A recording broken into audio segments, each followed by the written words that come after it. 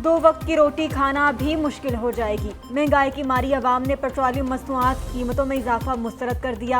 कहते हैं महंगाई ने पहले ही जीना हराम कर रखा है। पेट्रोलियम मसनूआत की कीमतों में इजाफे से महंगाई का बोझ मजीद बढ़ेगा। पेट्रोल 14 रुपये 91 पैसे महंगा, नई कीमत 305 रुपये 36 पैसे हो गई। हाई स्पीड डीजल की कीमत में 18 रुपये 44 पैसे फी लीटर इजाफा, नई कीमत 311 रुपये 84 पैसे हो गई।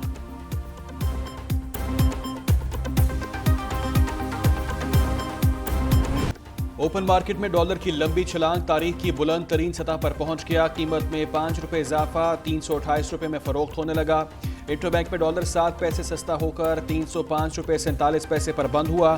पाकिस्तान स्टॉक एक्सचेंज में मुस्बत रुझान रहा। मार्केट 310 पॉइंट्स इजाफे से 45,312 पॉइंट्स पर बंद हुई।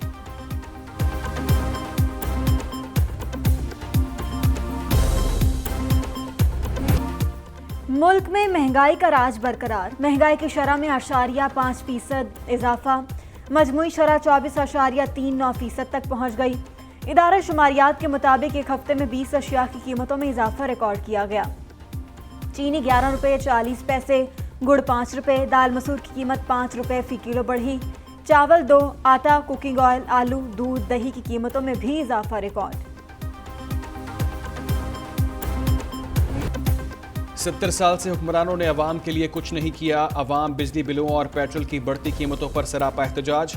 रावलपिंडी में शहरी और ताजिर सड़कों पर निकल आए। फैसलाबाद में शहरियों ने बिजली बिलों को आग लगा दी।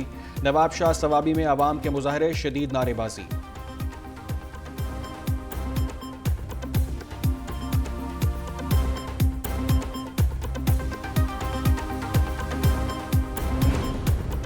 बिजली बिलों में इजाफे के खिलाफ कराची में ताजरों की हड़ताल। M Jinnah road, light house, Zainab market, electronics market, timber market, Jodia Bazaar, Tariq road बंद।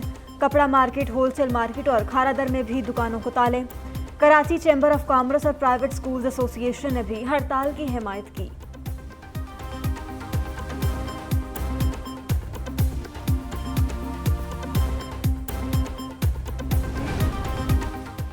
पेट्रोल के बाद एलपीजी की कीमतों में भी होशरुबा इजाफा कर दिया गया। फी किलो कीमत में 38 रुपये 97 पैसे इजाफा, 240 रुपये 12 पैसे की फी किलो हो गई। 11.8 किलोग्राम सिलेंडर की कीमत में 459 रुपये 85 पैसे इजाफा। 11.8 किलो का घर का सिलेंडर की कीमत 2373 रुपये से बढ़कर 2833 रुपये 49 पैसे हो गई।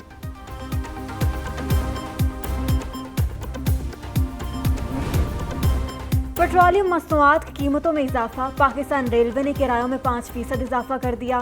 ट्रांसपोर्टर्स ने किराए बढ़ा दिए। फैसलाबाद से लाहौर का किराया 1000 से बढ़ाकर 1100 रुपये हो गया।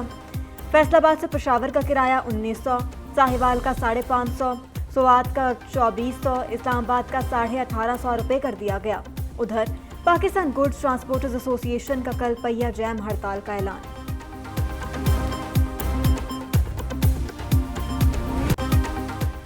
एशिया कप का हाई वोल्टेज टाकरा कल होगा। काउंटडाउन जारी। रवायती हरीफ पाकिस्तान और भारत टकराएंगे। कप्तान बाबर आजम, मोहम्मद रिजवान और फखर जमान का बल्ला रन्स उगलने को तैयार। शाहीन शाह आफरीदी, शादाब खान और वसीम शाह विकेट उड़ाने को बेताब।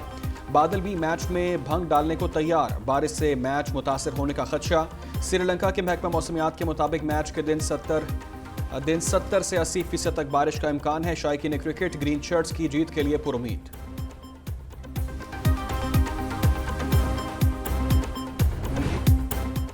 शाहीनों के भारतीय सुरमाओं का शिकार करने की हिकमत अमली तैयार। कौमी टीम के कप्तान बाबर आजम जीत के लिए पुरज़्म। पाक भारत टाकरे से पहले विराट कोहली की पाकिस्तानी टीम की तारीफें।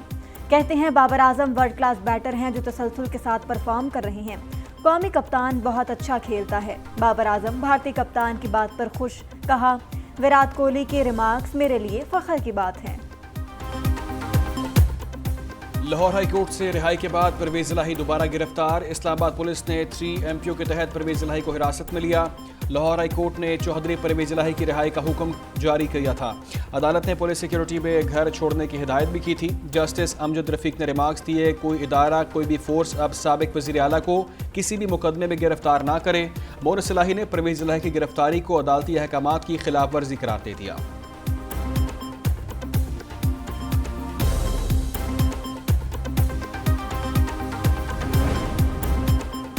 दहशतगर्दी की लानत से आखिरी दम तक लड़ते रहेंगे। पाक फौज दहशतगर्दी के खिलाफ एक मुहाफिज के तौर पर काम करती रहेगी।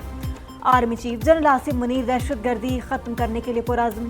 कहते हैं, दहशतगर्दों के बुज़दिलाना हमले दहशतगर्दी के खात्मे के लिए हमारे अज़्म को कमज़ोर नहीं कर सकते।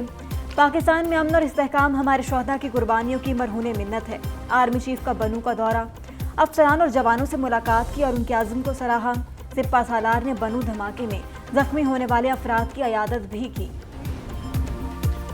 सलामती काउंसिल और UN सेक्रेटरी मसला कश्मीर के हल में किरदार अदा करें। अक़वाम मुत्तहिदा के अमन मिशन के वज़ारत इजलास की तैयारियों का जायज़ा लेने के इजलास से army chief general Asim Munir का खिताब। कहते हैं, पाकिस्तान एक ऐसा खित्ता चाहता है जहाँ अमन कायम हो, जहाँ तिजारत, ट्रांजिट और सरमायाकारी जनूबी, मगरबी और वस्ती एशिया की तमाम रियासतों के लिए खुशहाली का बायस बने। आलमी अमन की बहाली में अक़वाम मुत्तहिदा का किरदार लायक तहसीन है।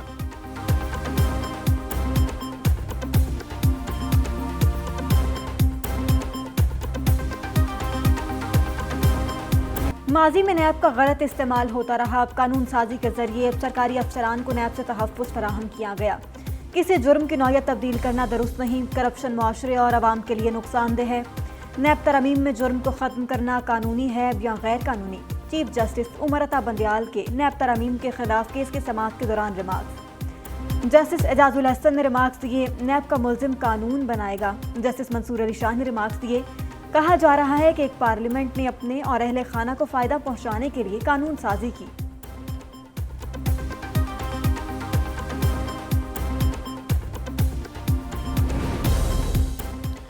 नैब तरामीम से किस किस को फ़ायदा पहुंचा? नैब तरामीम से फ़ायदा उठाने वालों की तफसीलात सुप्रीम कोर्ट में पेश। रिपोर्ट के मुताबिक साबिक सदर आसिफ अली जरदारी, शाहिद हक़ान अब्बासी तरामीम से फ़ायदा उठाने वालों में शामिल। 30 अगस्त तक दोबारा और मजमूई तौर पर 22 मुकदमात अदालतों से वापस हुए। तरामीम की रोशनी में 25 मुकदमात दीगर फोरम्स को मुंतकिल किए गए।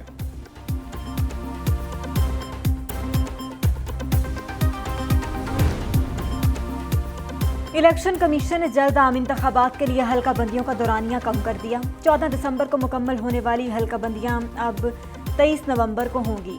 इलेक्शन कमीशन की ज़ेर सदारत इजलास में फैसला। इलेक्शन कमीशन के एलामिये के मुताबिक हल्का बंदियों का दौरानिया कम करने का मकसद जल्द इंतखाबात कराना है। हल्का बंदियों की तारीख को मद्देनजर रखते हुए इलेक्शन शेड्यूल का ऐलान भी कर दिया जाएगा।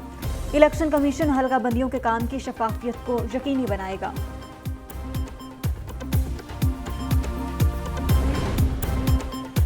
मईशत को स्मगलिंग की वजह से अरबों का नुकसान होता है। स्मगलिंग के नासूर को मुल्क से ख़त्म करना नागुज़ीर हो चुका। निगरान वज़ीर आज़म अनवारुल हक काकड़ का ज़ेर सदारत इजलास में खिताब। कहते हैं, पेट्रोलियम मसनूआत की स्मगलिंग से महसूलात में कमी और मुल्की ज़र मुबादला पर शदीद दबाव पड़ता है। बलूचिस्तान में स्मगलिंग में मुलव्वस अफसरान के खिलाफ कार्रवाई यकीनी बनाकर उन्हें करार वाकई सज़ा दी जाए। स्मगलिंग के नासूर की रोकथाम के लिए खुद हफ्तावार जायज़ा लूँगा।